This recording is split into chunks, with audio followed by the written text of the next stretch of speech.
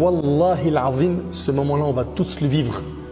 L'ange de la mort, il va venir, il va se mettre auprès de ta tête et il va dire « Ô bonne âme, ô bonne âme, sors pour jouir du pardon et de la miséricorde d'Allah. » Est-ce que tu veux ça, mon frère? Ma soeur, toi qui m'entends, tu veux ça?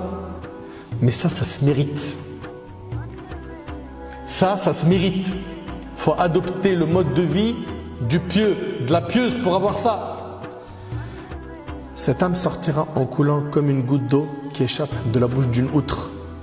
Quand l'ange de la mort recevra l'âme, les autres anges s'en saisiront tout de suite et la mettront dans le linceul et la baigneront dans le parfum et elle en recevra la meilleure odeur de musc sur terre.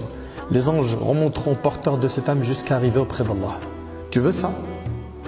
De l'autre côté, la mauvaise âme, qu'est-ce qu'elle va avoir? Elle va avoir des anges, elle va avoir des anges qui sont nombreux et qui ont un visage sombre.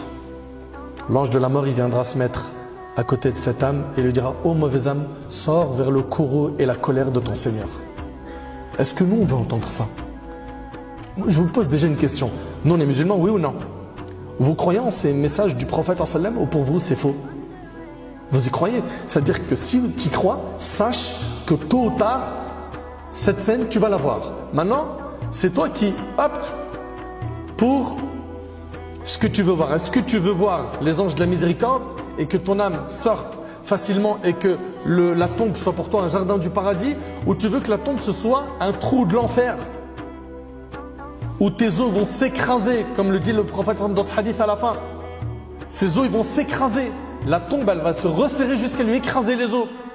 Et on prendra une massue avec laquelle si on frappait une grande montagne, elle s'écroulera en poussière. Et ben il va se faire frapper dans sa tombe de cette manière. Pourquoi?